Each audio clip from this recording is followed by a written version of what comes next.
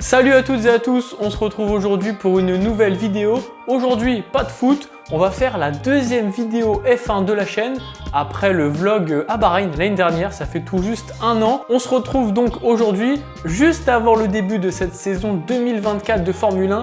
Après plusieurs semaines, 3 mois d'attente, j'espère que vous êtes pressés, que vous avez hâte, comme moi, de reprendre la saison. L'objectif aujourd'hui, c'est de faire une preview, un tour d'horizon, équipe par équipe, de savoir un petit peu les objectifs de chacun, où ils en sont dans leur développement et ce qu'on peut attendre un petit peu de cette année. Donc une petite partie prono où je vais mouiller un petit peu pour chaque équipe en disant bah voilà, moi je les attends à peu près à cette place-là. Alors que faut-il attendre de cette saison 2024 de Formule 1? C'est parti. Pour commencer, déjà un coup d'œil sur le calendrier. Et oui, c'est ce qui va nous intéresser. Cette année, ça sera la plus longue saison de Formule 1 de l'histoire avec 24 courses. Si on regarde un petit peu plus dans le détail le calendrier, il n'y a pas beaucoup de changements par rapport à celui de l'année précédente. On a juste le retour du Grand Prix de Chine qui était annulé depuis 2020 à cause de la fameuse maladie là, dont on n'a pas le droit de dire le nom. À noter, très important cette année, les triple headers, donc les 3 semaines de course d'affilée.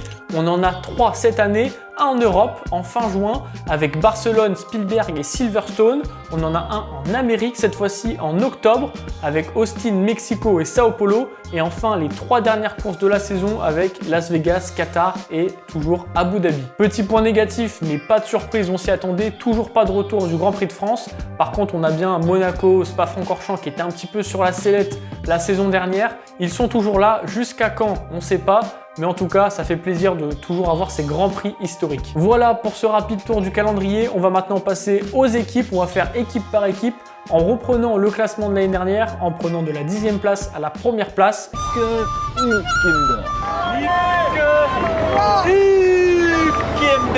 On commence évidemment avec As, 10e et dernier du classement constructeur l'année dernière. Qu'est-ce qu'il faut attendre de As cette année? Où est-ce qu'ils en sont? Ça va être toute la question. Déjà, le gros changement chez As cette année, c'est le départ de Gunther Steiner et l'arrivée de Hayao Komatsu. Donc ça fait un gros changement. Gunther Steiner, son personnage, on l'avait découvert notamment grâce à la série Drive to Survive. On avait compris son importance dans l'équipe. Sans lui, il n'y avait clairement pas de As F1 Team. Donc hâte de voir ce que ça va donner cette année. Hayao Komatsu, il sort pas de nulle part. Il était chez As depuis 2016. Il était arrivé en même temps que Romain Grosjean. Il était directeur de l'ingénierie. On a le même duo de pilotes, Magnussen, Hülkenberg. On a l'arrivée d'un nouveau sponsor titre avec Monogram. Donc peut-être que As va atteindre enfin le budget capé. Je m'interroge pas mal sur l'avenir de As. On ne sait pas trop où ils vont. C'est vraiment un gouffre financier en fait. Pour Gene Haas, il remet de l'argent tous les ans, il remet de l'argent pour très peu de résultats au final depuis quelques saisons. Depuis que Haas a passé l'épisode des Russes avec Mazepin, ils essayent de se reconstruire, mais on ne sait pas bien vers où ils veulent aller. Est-ce que l'objectif c'est de raccrocher les équipes devant? Mais dans ce cas-là, ils continuent d'acheter des pièces à Ferrari, donc ils sont super dépendants de Ferrari. Je sais vraiment pas quoi penser. Est-ce qu'il y a vraiment un projet chez As? Donc cette année, ça va être encore une année de survie pour As. Et pour moi, l'objectif cette année, ça va être d'être 9e, d'aller chercher l'équipe qui est devant ou en tout cas de se rapprocher. Malheureusement pour moi, mon pronostic, il sera clair. Ça va être une P10 pour As. Est-ce que l'objectif c'est de se faire racheter par Andretti? Franchement, je sais pas.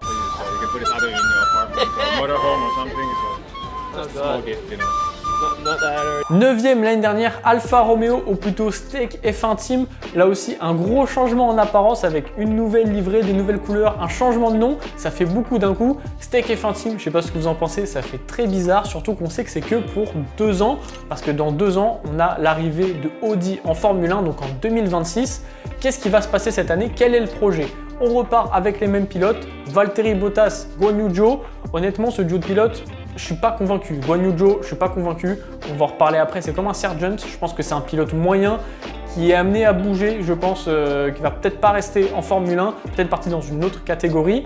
Théo Pourchaire qui toque à la porte fortement, ça sera peut-être pour l'année prochaine. Qu'est-ce qui se passe chez Steak F1? Eh ben on ne sait pas. Quel est le projet?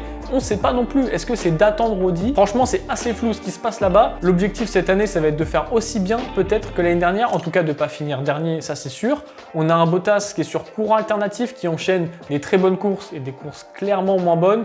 Dans l'anonymat, vraiment, cette équipe est dans l'anonymat de la F1. J'allais même pas dire dans le ventre mou, ils sont en fond de grille dans l'anonymat. Donc mon prono cette année, ça va être une P9. On a l'impression, encore une fois, qu'ils attendent Audi et qu'en attendant, ils font pas grand-chose.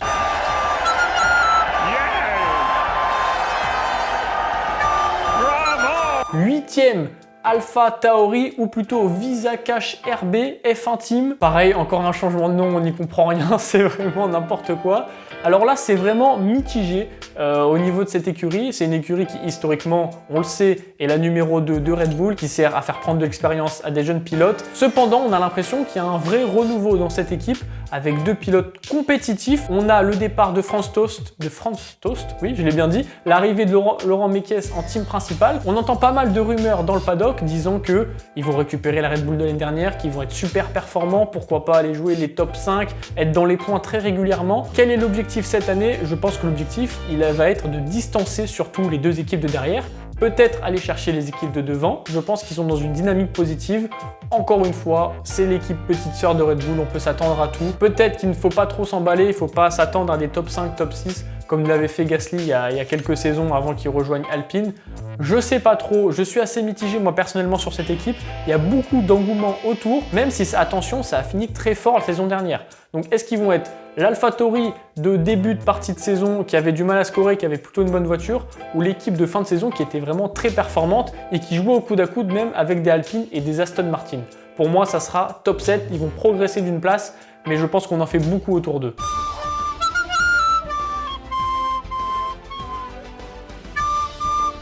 Williams qui a fini 7e l'année dernière, c'est un projet très intéressant. C'est une équipe très intéressante à analyser qui est clairement sur une pente ascendante depuis 2 voire 3 saisons, je pense 2 saisons on peut le dire honnêtement, qui a montré qu'elle avait fait des progrès l'année dernière. Maintenant, il va falloir confirmer et continuer cette dynamique positive. Il y a des gros progrès qui ont été faits honnêtement, ils ont réussi à se détacher des équipes de fond de grille. Il faut se rappeler, il y a quelques saisons, Williams était bon dernier avec 1 voire 2, 3 tours de retard.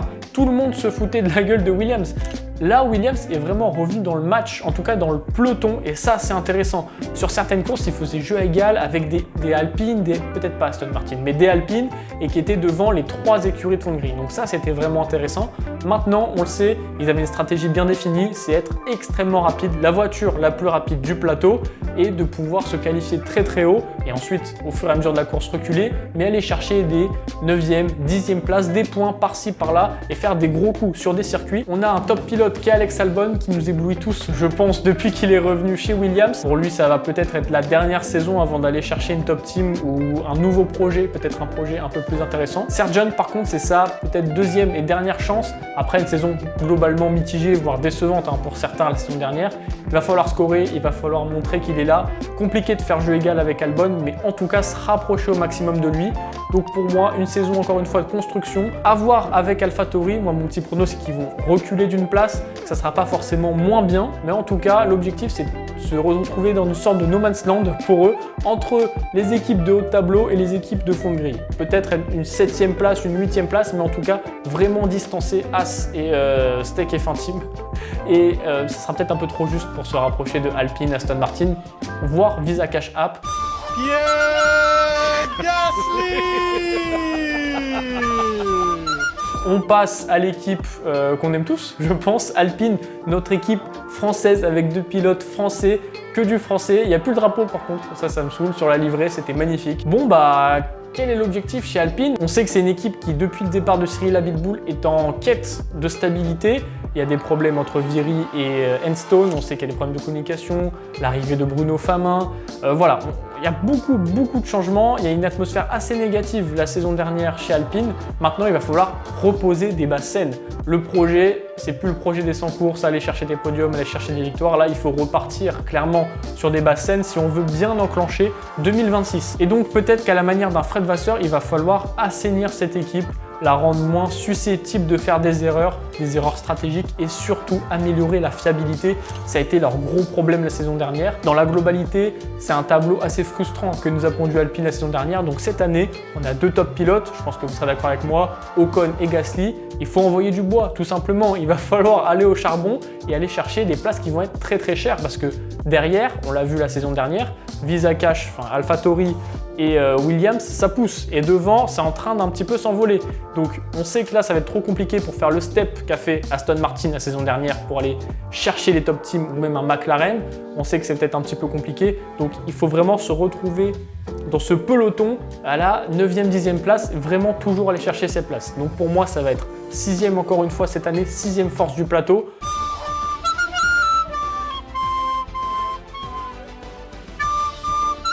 Aston Martin, projet extrêmement intéressant, une écurie qui a été une top team en début de saison l'année dernière, qui nous a tous surpris, avec des podiums d'Alonso tous les week-ends. On les voyait plutôt terminer à la 2e, 3e place. Et au fur et à mesure de la saison, ils ont un petit peu dégringolé tout ça, avec un Stroll aussi qui n'était pas au niveau, clairement.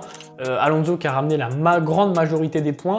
Cette saison, quel est l'objectif? Clairement, pour Aston Martin, ça va être de recoller aux équipes qui sont devant parce qu'ils ont pris un petit peu de retard. Je pense notamment à McLaren qui les a doublés en cours de saison. Il va falloir aller rechercher ces top teams et surtout se distancer de ceux qui sont derrière parce qu'en fin de saison, Alpine était presque devant Aston Martin. Tu as des gros investissements chez Aston Martin. L'objectif, il est long terme. Ils ont une vision long terme.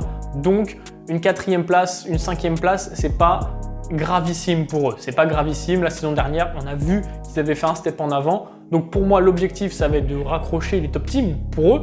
Mon prono, en tout cas, ça sera qu'ils vont rester 5e. Ils vont pas faire beaucoup mieux cette année.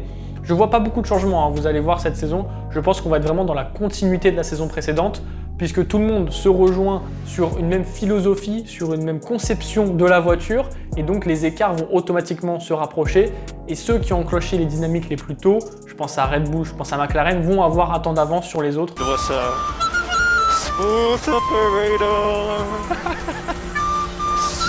McLaren 4e, qui aurait cru début de saison dernière qu'on parlerait de McLaren comme presque une top team maintenant. C'est exceptionnel ce qu'a fait McLaren sur cette 2e partie de saison. On le voit un petit peu dans toute cette preview. On a vraiment eu presque 2 saisons en une saison. La saison dernière, ça fait beaucoup le mot saison, mais dans toute cette année de F1, le fait qu'il y ait autant de Grands Prix, ça scinde vraiment en deux. On peut vraiment faire une évolution des performances et ça, c'est super intéressant. Autant Aston Martin a commencé très haut et a régressé petit à petit, autant McLaren, ça a été une fusée. Sur quelques Grands Prix, ils nous ont vraiment surpris l'été dernier pour aller jouer des podiums. Donc cette saison, à quoi s'attendre pour eux? Je pense qu'on peut logiquement s'attendre à ce qu'ils raccrochent le wagon de devant de Ferrari et Mercedes. Red Bull, ce sera peut-être encore un peu loin, voire même les dépasser. Donc moi, je fais une prédiction cette année. Je me mouille un petit peu, voilà. Je ne me suis pas trop mouillé jusqu'à maintenant, mais là, je pense clairement qu'on va être sur un top 3 pour McLaren qui vont laisser Mercedes juste derrière. Je vous spoil un petit peu, mais je pense qu'ils vont réussir à dépasser cette équipe et peut-être même faire jeu égal avec Ferrari.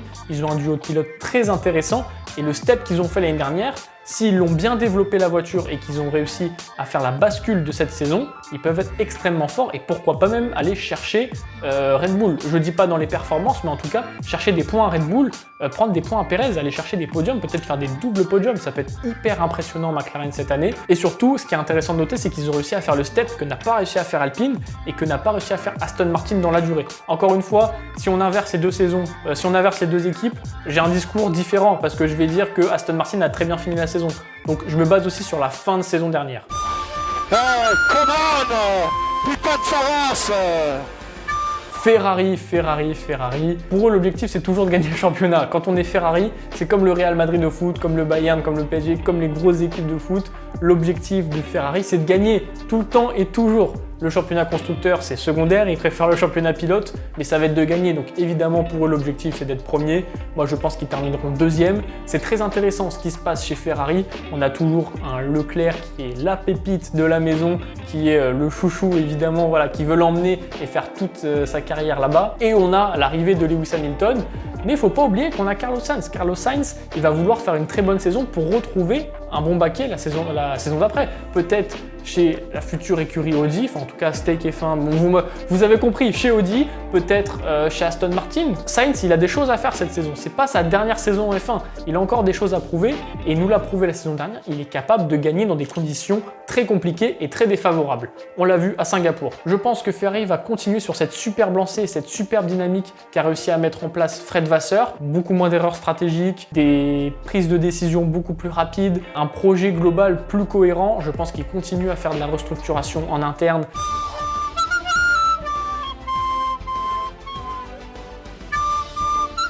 Je vous en parlais juste avant, Mercedes qui a fini 3e la saison dernière.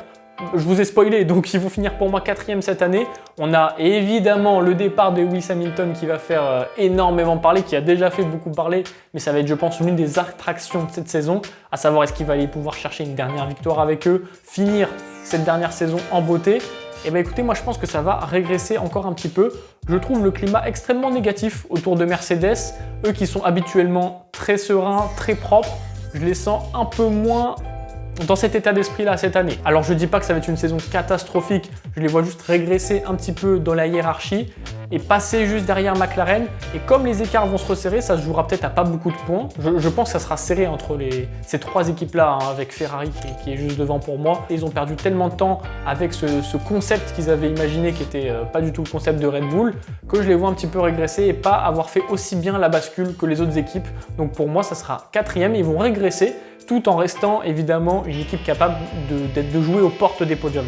Mais ce qui fera la différence avec Ferrari, je pense, et McLaren, c'est qu'ils ne vont pas pouvoir jouer les podiums. Évidemment, pour eux, Mercedes, l'objectif, ça va être d'aller chercher les équipes qui sont devant, d'aller chercher Ferrari, d'aller chercher Red Bull et de faire attention dans le rétroviseur parce qu'il y a McLaren et Aston Martin qui se rapprochent dangereusement. Donc pour eux, l'objectif, ça va être de faire top 2, top 3, de se rapprocher. Pour moi, ça sera plutôt 4e. I'm leading, he wants to pass, he push me, I push him back, and after he push me off the track. It's not fair, hein? On termine avec Red Bull. Red Bull, pas de surprise. L'objectif cette année, ça va être encore de tout écraser, aller peut-être encore chercher des records. Qu'est-ce qu'on peut dire de Red Bull? Qu'est-ce qu'ils peuvent faire de mieux? Peut-être avoir un numéro 2, Sergio Pérez, plus haut niveau. Mais on sait, leur stratégie, c'est pas une stratégie comme Mercedes d'avoir deux bons pilotes, enfin un très fort et un numéro 2 clairement établi, mais quand même très fort. Là, c'est d'avoir tout sur un pilote, tout sur Max Verstappen, et le numéro 2, il se démerde. En gros, c'est ça ce qui se passe chez Red Bull. Donc peut-être que cette saison, ça va être de préparer le terrain pour aller chercher un meilleur numéro 2, ou en tout cas un numéro 2 plus en accord avec le style de pilotage de Max Verstappen, pour avoir un numéro 1 et un numéro 2 très fort, parce que, et ça va arriver, quand les équipes de derrière vont revenir, il va falloir être très solide.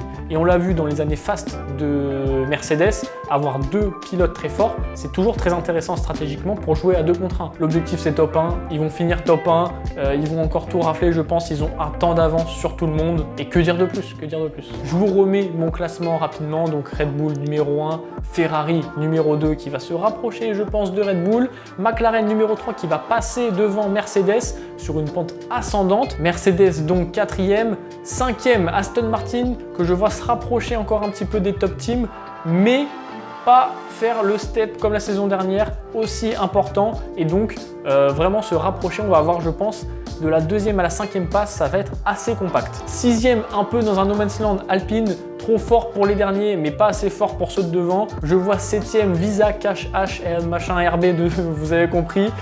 Devant Williams, du coup 8e, je pense que on va avoir un switch entre les deux équipes. Ça ne veut pas forcément dire qu'il y en aura une bien meilleure que l'autre, je les vois assez proches toutes les deux, mais du coup peut-être que Visa Cash RB va être un peu plus fort que Williams, qui, on le sait, structurellement a des gros problèmes et paye encore toutes ces années de disette. Et donc derrière, pas de changement non plus. Pour Steak F1, ça sera 9e, pour As 10e. Je suis assez négatif pour ces deux équipes, en tout cas pour As, et pour Steak F1, on verra l'arrivée de Audi dans 2 ans. Voilà, c'est la fin de cette vidéo. N'hésitez pas à mettre vous votre top 10 dans les commentaires. Ce que vous voyez comme évolution cette année. Comme d'habitude, le plus important, c'est que vous ayez appris quelque chose. Je vous dis à très bientôt pour une nouvelle vidéo. Salut tout le monde!